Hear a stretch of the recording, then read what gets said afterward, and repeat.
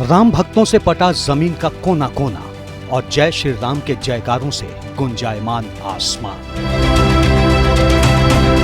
एक मुद्दत के बाद प्रधानमंत्री नरेंद्र मोदी रामनगरी में आए तो मानो पूरी अयोध्या स्वागत में उमड़ पड़ी। न्यूज पीएम मोदी के रोड शो के साथ साथ चल रहा है। पीएम मोदी का जो रोड शो है, देखिए सामने से हम उनके सामने ठीक सामने वाली गाड़ी पे चल रहे हैं और यहाँ से लगातार प्रधानमंत्री मोदी यहाँ दिखाई दे रहे हैं और साथ में दोनों ओर उमड़ा हुआ जन सैलाब दिखाई पड़ रहा है। आप देखिए दोनों ओर ये रामपथ है और रामपथ के दोनों ओर भावनाओं का जन सैलाब उमड़ा हुआ है। पीएम मोदी के आगे आगे जो है ये जो महिलाएं हैं, भगवा, इन सब की भगवा पगड़ी है और एक भावना का एक जो मैसेज है, एक जो संदेश है यहाँ से अयोध्या का, उसको लेकर के वे आगे बढ़ रही हैं और दोनों ओर लोग हैं वो उमड़ रहे हैं प्रधानमंत्री मोदी की एक झलक पाने के लिए।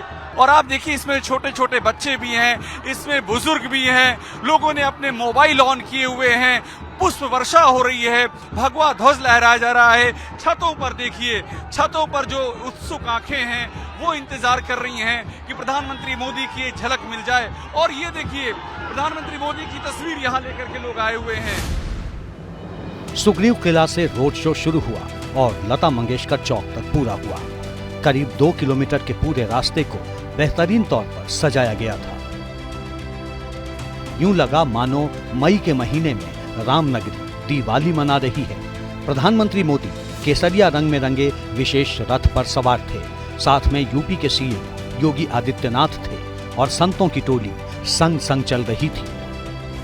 प्रधानमंत्री के साथ कदम से कदम मिलाते हुए मुख्यमंत्री योगी आदित्यनाथ और उनके लोग जो हैं, समर्थक हैं और भारतीय जनता पार्टी के जितने चाहने वाले हैं और पर्यटक भी हैं, यहाँ पर देश के कोने कोने से आए हुए भगवा ध्वज लहराते हुए ढोल नगाड़े के शक्ल में प्रधानमंत्री अभिवादन स्वीकार करते हुए अयोध्या की इस तपोभूमि से जो राम मंदिर निर्माण के मुख्य शिल्पकार हैं अयोध्या पहुंचे हैं। रामलला का दर्शन करने के बाद इन महिलाओं को देखिए भारतीय जनता पार्टी की साड़ियों में और उनके दुपट्टे और उनका जो मुकुट है वो राम नाम और जय श्री राम के नारे के साथ बढ़ता हुआ।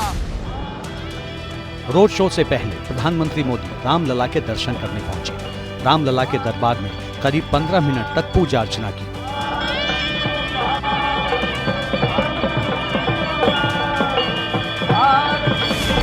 ज्वार है, एक जुनून है, एक सैलाब है, वो भी प्रधानमंत्री के रोड शो में आगे बढ़ता हुआ लता चौक जाने के लिए तत्पर, उत्सुक, प्रेरित ये भीड़ आगे बढ़ती हुई।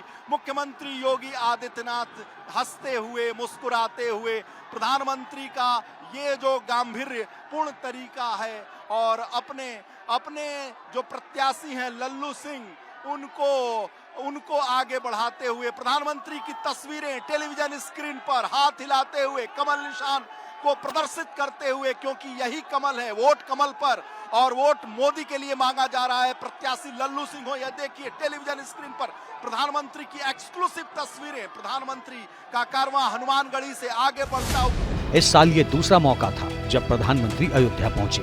इससे पहले 22 जनवरी को प्रभु श्री राम की प्राण प्रतिष्ठा में शामिल होने मोदी अयोध्या आए थे। इससे पहले पिछले साल के आखिर में अयोध्या एयरपोर्ट का उद्घाटन किया था। उस दौरान भी पीएम मोदी का भव्य रोड शो हुआ था, लेकिन तब चुनाव की तारीखों का ऐलान तक नहीं हुआ था।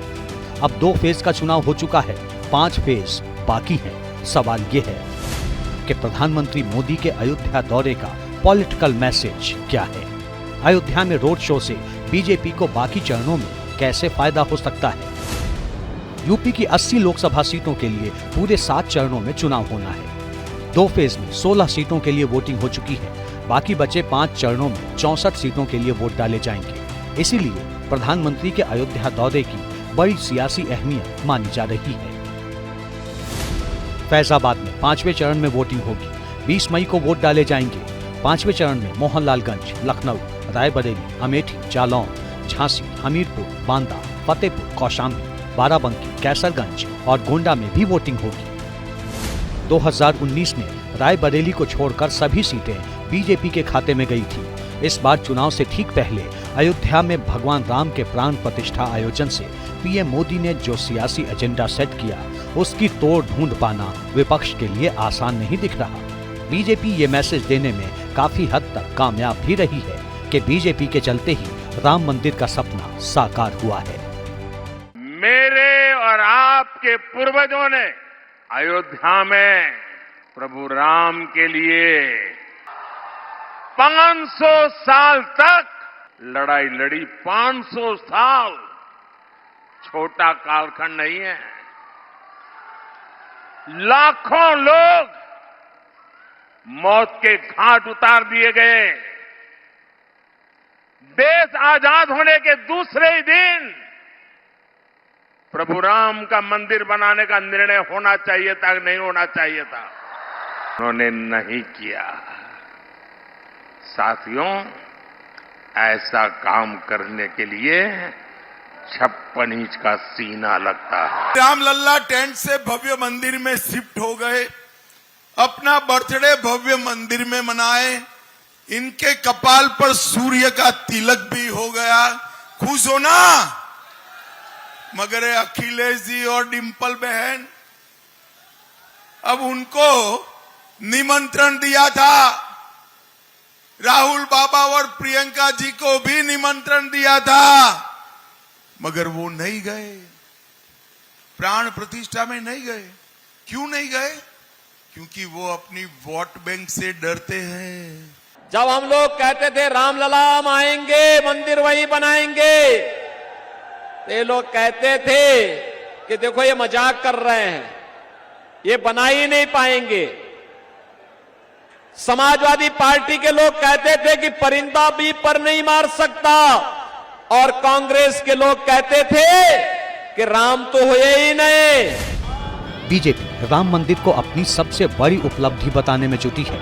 राम मंदिर को बीजेपी किसी एक मंदिर या सिर्फ भगवान राम से जोड़कर नहीं पेश कर रही, बल्कि इसे भारत की विरासत की वापसी के प्रतीक के तौर पर पेश किया जा रहा है। राम मंदिर का वही महत्व है जैसे मुस्लिम समाज के लिए मक्का मदीना है, क्रिश्चियन के लिए वेटिकन सिटी है, तो सनातनियों के लिए, हिंदुओं के लिए अयोध्या है।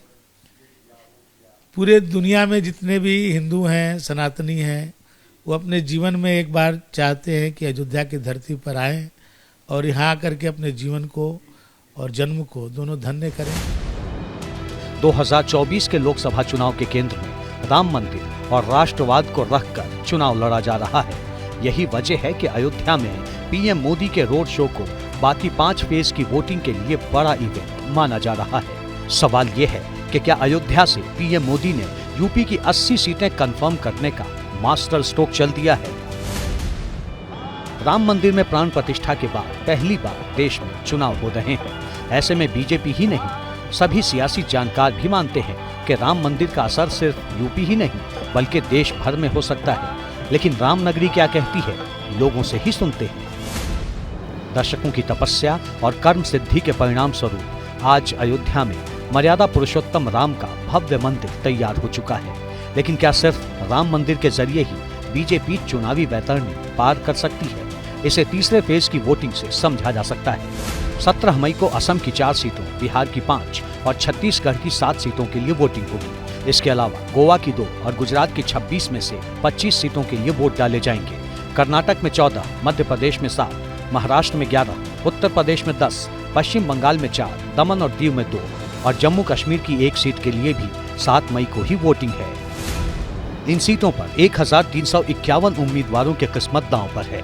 खास बात यह है कि तीसरे फेज में वोटिंग वाली कई सीटों पर SC, ST और OBC वोटर निर्णायक हैं। यूपी की ही बात करें तो तीसरे चरण में ब्रज और रुहेलखंड की 10 सीटों पर 7 मई को मतदान है।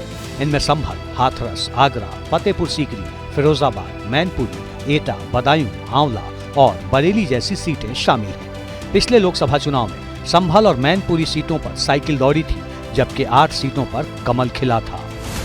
दूसरे फेज का चुनाव जहां जाट बेल्ट पर फोकस था, वहीं तीसरे फेज में यादव बहुल इलाकों में मतदान है, जहां कड़े मुकाबले का सामना करना पड़ सकता है। लेकिन बीजेपी को भरोसा है कि अयोध्या में राम मंदिर और राम भक्त प्रधानमंत्री मोदी की हर राह आसान बनाएंगे।